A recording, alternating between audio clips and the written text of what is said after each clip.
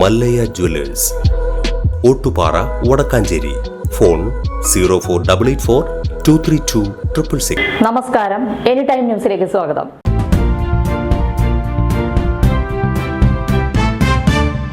പെരിഞ്ഞനം ഭക്ഷ്യവിഷബാധയുടെ പശ്ചാത്തലത്തിൽ ഹോട്ടൽ പരിശോധന കർശനമാക്കി വടക്കാഞ്ചേരി നഗരസഭ. പെരിഞ്ഞനത്ത് ഭക്ഷ്യവിഷബാധയേറ്റ് സ്ത്രീ മരിച്ചതിനെ തുടർന്ന് ജില്ലാ കളക്ടറുടെ പ്രത്യേക നിർദ്ദേശപ്രകാരം വടക്കാഞ്ചേരി നഗരസഭ ഹോട്ടൽ പരിശോധന കർശനമാക്കി. നിലവിൽ കൃത്യമായ ഇടവേളകളിൽ നിരോധിത പ്ലാസ്റ്റിക് ഉൽപ്പന്നങ്ങളുടെ പരിശോധനയോടൊപ്പം ഹോട്ടലുകളിൽ കൂടി പരിഗണിക്കുകയും പരിശോധിക്കുകയും ചെയ്യുന്ന സാഹചര്യമാണ് വടക്കാഞ്ചേരി നഗരസഭയിൽ നിലവിലുള്ളത്. ഇതിനോടൊപ്പം സ്വച്ഛ് സർവേഷന്റെ ഭാഗമായി സ്വച്ഛതാ അവാർഡുകളിൽ കൂടി ഹോട്ടലുകളെ പരിഗണിക്കുന്നുണ്ട്. ഈ കാരണങ്ങളൊക്കെ തന്നെ ഹോട്ടലുകളിൽ ശുചിത്വ നിലവാരം മികച്ച രീതിയിൽ തുടരുന്നതിന് കാരണമാകുന്നു.